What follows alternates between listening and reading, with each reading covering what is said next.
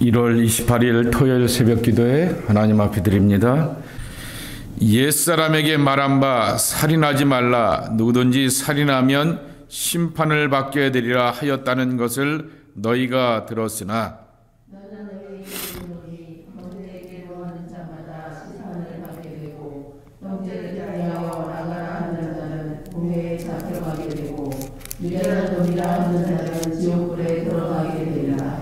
그러므로 예물을 제단에 드리다가 거기서 내 형제에게 원망을 들을 만한 일이 생각나거든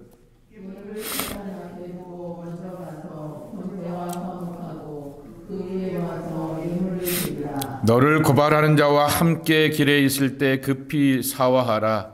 그 고발하는 자가 너를 재판관에게 내어주고 재판관이 옥리에게 내어주어 옥에 가둘까 염려하라.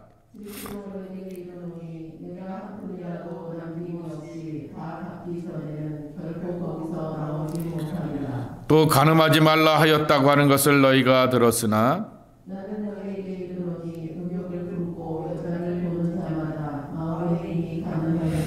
만일 내 오른눈이 너로 실족하게 하거든 빼어내버리라. 내 백체 중 하나가 없어지고 온몸이 지옥에 던져지지 않는 것이 유익하며 또한 만일 내 오른손이 너로 실족하게 하거든 찍어내버리라. 내 백체 중 하나가 없어지고 온몸이 지옥에 던져지지 않는 것이 유익하리라. 또 일러스되 누구든지 아내를 버리려거든 이혼 증서를 줄 것이라 하였으나 나는 너희에게 이르노니 누구든지 음행한 이유 없이 아내를 버리면 이는 그로 간음하게 할 것이요 또 누구든지 버림받은 여자에게 장가드는 자도 간음함이니라. 아멘.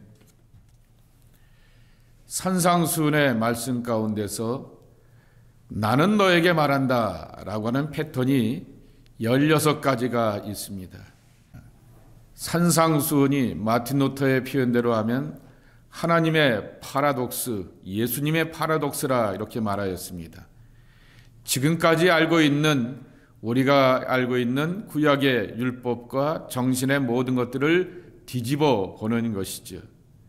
이 하나님의 뒤집기 그리고 예수님의 뒤집기의 그 정신의 표현들이 옛사람들은 이렇게 말했으나 나는 너희에게 이렇게 말한다 라고 말씀하여 주시면서 예수님이 뒤집어 버리는 것이죠.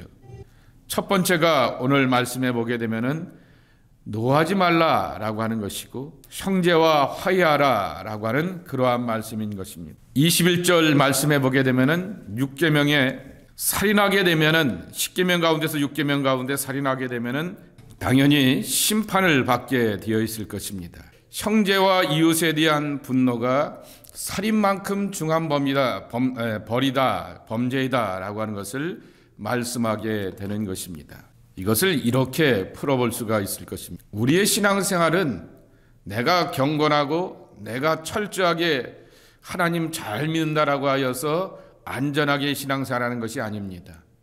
내 옆에 있는 가족, 내 옆에 있는 이웃에 의하여서 늘 영향을 받게 됩니다.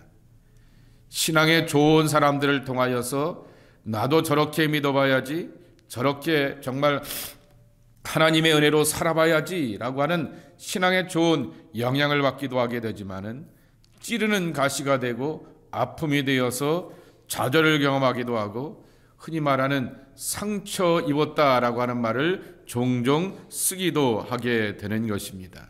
그러기에 우리는 그렇게 상처와 아픔, 불편한 것에 대하여서 마음에 감정을 담게 되는 것이죠. 그래서 여기 22절 말씀해 보게 되면은 나는 너에게 너네 형제에게 노하는 자마다 그랬습니다.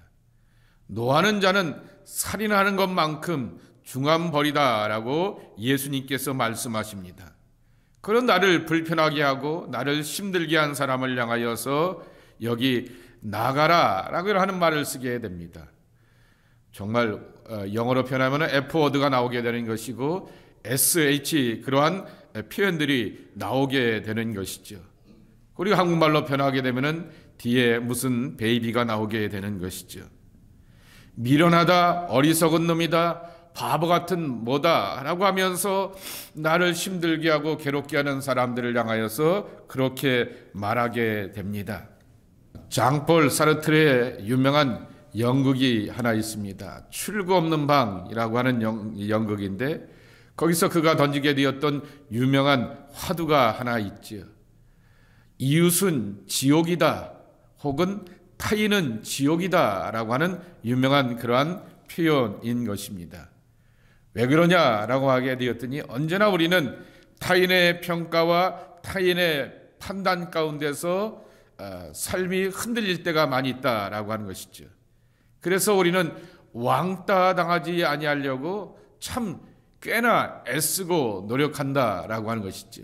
교회 안에서도 따문화가 종종 있는 것을 보게 되는데요. 그러한 따문화를 정말 만들어가는 것은 지옥을 만들어가게 되는 것이죠. 지옥을 만들어가는 사람들 속에 어떻게 화평케 하는 하나님의 복과 은혜가 있을 수 있겠느냐라고 하는 것이죠.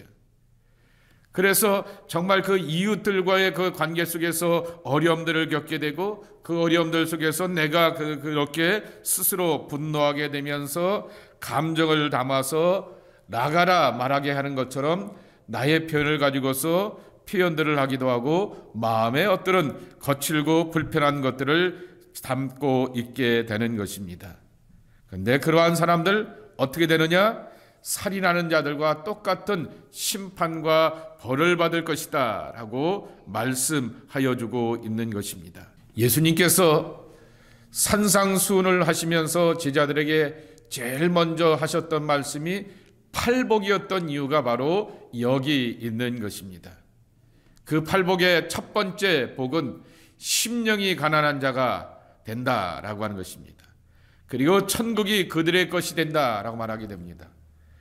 정말 제자들이 가난한 사람들인데 돈 없어 받고 정말 먹을 것 없어 봤던 그 가난한 사람들이었기 때문에 그 심정을 가지고서 하나님 앞에서 주린 마음을 갖고 하나님의 나라를 소유하려고 하는 그러한 마음을 갖고 있을 때 하나님의 나라가 그에게 임할 것이다 그랬습니다. 결국 마음속에 정말 분노가 있고 상처가 있고 어떠한 것을 향하여서 부정적인 것에 대하여서 나를 지옥으로 만들게 되는 타인에 대하여서 불편한 것들을 표현하고 쏟아내게 되는 그 심령 가운데 어찌 하나님의 나라가 있을 수 있겠느냐라고 하는 것입니다. 그렇기 때문에 이 모든 것들 전에 먼저 하나님 앞에서 화해할 줄 아는 사람이 된다라고 하는 것입니다. 여러분 유대인의 제사 방법을 보시게 되면은 지역에 보게 되면은 산당들이 있습니다. 산당들을 그렇게 허물어 버리려고 하게 되었고 인정하지 않으려고 하게 되었지만은 산당들이 있게 되고 각 지역들마다 또는 도피처가 있게 되면서 제사장들이 거기에 머물게 되면서 그들을 향하여서 만나주게 되는 것이죠. 제물을 가지고서 하나님 앞에 나와서 제사를 드릴 수 있는 유일한 공간은 예루살렘 성전인 것입니다. 그러게 여기 23절에 보게 되면은 제물을 제단에 드리려고 거기서 내 형제에게 원망 들을 만한 일이 있는 것이 생각나거든 예물을 제단 앞에 두고 먼저 형제와 화목하고 그 위에 와서 예물을 드리라 라고 하는 것입니다. 우리식으로 쉽게 표현하게 되면은 내가 예물을 드리려고 토론토로 오게 되었는데 원래 내가 사는 곳이 킹스톤입니다. 자동차로 가도 2시간 반, 3시간 거리인데 가만히 생각해 보게 되니까 아무개와 있게 되었던 불편한 일, 그에 대하여서 바로 앞에 있게 되면서 노하고 그리고 그를 향하여서 불편한 말을 막 쏟아넣게 되었던 그것이 생각나거든 다시 킹스턴으로 돌아가게 되어서 그 형제와 화해한 다음에 그리고 나와서 다시 한번 토론토 예루살렘 성전에 와서 그렇게 하나님 앞에 제물을 드리라 라고 하는 것이죠. 그러니 이게 가능하겠습니까? 예수님께서 이렇게 말씀하시게 되었던 것은 바로 하나님 앞에 제물을 바치고서 수만의 양과 천과 어떤 귀중한 제물을 드린다 할지라도 마음속에 하나님의 나라를 소유하지 않게 되었을 때 그것이 하나님과 화해하는 방법이 될 수 있겠느냐라고 하는 것입니다. 제사의 참 정신은 화목, 화해인 것입니다. 하나님과 화목하고 그리고 또한 믿음의 사람들과 더불어서 화목하고 화해할 줄 아는 것이 하나님의 사람들의 참 모습이라고 하는 것이죠. 그래서 예수님 첫 번째 나는 너희에게 말한다 라고 말씀하여 주시면서 마음속에 분노 대신에 예수님의 평강과 사랑과 용서의 마음이 가득 채워야 된다라고 하는 것을 말씀하여 주고 있습니다. 다시 말씀드립니다. 기독교는 비움의 종교가 아닙니다. 체험의 종교입니다. 하나님의 말씀으로 충만해야 되겠고 하나님의 은혜와 사랑으로 충만해야지 우리 마음속에 분노와 사사로운 그러한 불편한 감정들이 틈타지 못하게 되는 것입니다. 두 번째로는 27절 말씀에 보게 되면은 간음에 대하여서 이렇게 말씀하고 있는 것입니다. 간음과 음욕에 관한 것이죠. 27절에 간음하지 말랐다야 라고 하는 것을 너희가 들었으나 7계명 아니겠습니까? 10계명 가운데서 7계명입니다. 나는 너에게 이르노니 음욕을 품고 여자를 보는 자마다 마음에 이미 간음하였음이니라 그랬습니다. 계명상으로 보게 되면은 간음이라고 하는 것은 합법적인 결혼의 울타리를 벗어나게 되었던 그 성행위가 바로 간음일 것입니다. 내 아내가 있고 내 남편이 있기 때문에 내 아내와 내 남편과의 문제가 아닌 그 이외의 사람들과의 행위를 율법에 의하고 그리고 유대인의 관습에 의하게 되면은 간음이라고 하는 것입니다. 행동의 간음을 말씀하신 것이 아니라 조금 전에도 말씀드렸던 것처럼 이미 마음속에 음욕을 품고 있는 자마다 간음한 자다라고 말하게 되는 것입니다. 보이는 삶의 질서, 율법의 질서를 따라서 다른 남자, 다른 여자 이것을 향하여서 내가 관심을 갖지 않고 행동하지 않게 되면은 나는 이 7계명에 대하여서 불의한 사람이야 라고 이렇게 말할 수 있게 되지만은 보이지 않는 내면의 질서를 뭘로 채우고 있느냐라고 하는 것이죠. 저 여자 이쁘다, 저 남자 괜찮다라고 하는 그 마음속에 어떠한 감정들이 이미 간음이다라고 이렇게 예수님께서 단호하게 말씀하셨던 것입니다. 여러분 기억나시죠? 우리가 몇 년 전에 선하고 아름다운 삶 제임스 스미스의 그 책을 가지고서 함께하게 되었을 때 그분이 간음에 대하여서 이렇게 정의하게 됩니다. 지나가다가 정말 아름답고 멋들어진 여인, 키도 크고 늘씬하고 아름다운 여인을 만날 수는 있을 것입니다. 이렇게 지나가고 쇼핑몰을 가게 되고 수많은 사람들을 지나가게 되는데 정말 멋지고 이쁜 여자를 만날 수는 있을 것입니다. 그런데 언제서부터 이분의 표현대로 하면 간음이 시작하느냐라고 하게 되면 뒤돌아보면서 다시 한번 그 여자를 바라보게 되었을 때 그것이 바로 이미 마음의 간음이다라고 말하게 됩니다. 삶 가운데서는 그러한 삶의 시험과 유혹과 만남들이 우리 앞에 있게 되지만은 그것을 향하여서 뒤돌아보게 되면서 내 생각과 마음을 지배당하고 있게 되었을 때라고 하는 것으로 이렇게 정의를 하게 되었던 것이죠. 바로 내 마음을 지켜가는 것, 그리고 내 마음속에 하나님의 나라를 세워가게 되고 하나님께서 나를 다스리고 통치하시고 지배하시며 하나님의 은혜로 충만하게 살아가는 것이 바로 마음을 지키고 삶을 지키고 행동을 지켜나가는 그러한 출발이 된다라고 나는 너에게 말한다라고 예수님께서 두 번째 말씀하시게 되었던 것입니다. 세 번째 31절과 32절에 보게 되면은 이혼에 관한 것입니다. 32절에도 보게 되면은 나는 너에게 이르노니 이렇게 말씀하게 되는데요. 31절 말씀에 보게 되면은 누구든지 아내를 버리려거든 이혼 증서를 줄 것이라 하였으나 그랬습니다. 여러분 거기에 대하여서 제가 갖고 있는 성경은 니은이라고 써 있습니다.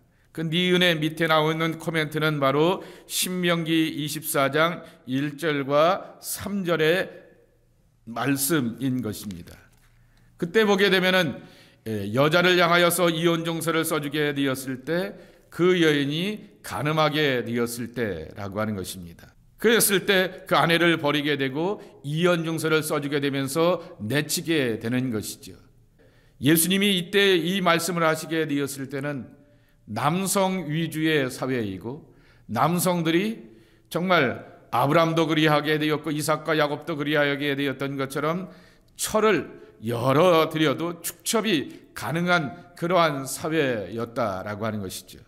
그러기에 지금의 아내가 마음에 들지 않게 되면 얼마든지 내쳐버리게 되고 그것을 향하여서 바꿀 수 있는 그러한 남성 위주의 이 사회 현상이었다라고 하는 것이죠. 그래서 다른 여러 아내들이 가능하게 되었던 그러한 사회 제도였는데 여기서 중요한 것은 이 여자를 향하여서 아내를 향하여서 음모를 꾸미게 되는 것이고 목소리를 높이게 되는 것입니다. 여러 가지 여론을 만들게 되고 불편한 것들을 만들게 되어서 이 여자가 이렇게 간음하였기 때문에 내가 이 여자를 내치게 됩니다 라고 하면서 간음하지 않게 되었던 그 사람을 향하여서 부정한 여자를 만들어버리게 되어서 이혼 증서를 써주게 되면서 내치게 되었다라고 하는 것입니다. 그러한 사회를 향하여서 예수님께서 질타하시게 되었던 것이죠. 남성들이 자기 편한 대로 자기 욕망대로 그렇게 이 아내를 바꿔가게 되고 여인들을 바꿔가게 되는 그러한 것들을 질타하시게 되면서 음행한 이유 없이 아내를 버리게 되면 그랬습니다. 내가 이유를 만들고 뜻을 만들게 되고 실제적으로 아내가 7계명을 범한 것이 아닌데도 불구하고 내가 내 욕망을 채우기 위하여서 아내를 버리기 위하여서 그렇게 내쳐버리게 되면 그 여인과 함께 동침하는 자도 장가가는 자도 간음한 자이다 라고 말씀하게 되면서 정말 이 7계명을 범하는 것에 폭을 넓혀주시게 되었고 이 여인들을 지키려고 하시게 되었던 예수님의 마음을 우리가 함께 배우게 되는 것이죠. 오늘 예수님께서 이 산상수훈의 교훈을 쭉 우리에게 들려주시면서 하셨던 이야기는 하나인 것입니다. 행동보다도 더 중요한 것은 마음이라고 하는 것입니다. 마음을 잘 지켜나가게 되고 마음의 중심을 굳건하게 세워가게 되는 것이 내 말과 행동과 삶의 모든 자리를 하나님의 나라로 만들어가게 되는 첫 시작과 출발이 된다라고 하는 사실을 우리에게 가르쳐주고 있는 것입니다. 그래서 예수님 나는 너에게 말한다 라고 말씀하여 주시면서 우리의 마음이 바로 하나님의 통치와 다스림 가운데 있게 되는 하나님의 나라가 되어야 됨을 말씀해 주고 있는 것입니다. 여러분, 하나님의 나라는 하나님의 성품을 담고 하나님께서 친히 다스리고 통치하는 것입니다. 그랬을 때 이 하나님의 나라의 하나님의 성품이 도대체 뭐냐라고 말하게 되었을 때 제일 첫 번째가 사실은 팔복인 것이죠. 이거 쉽지 않습니다.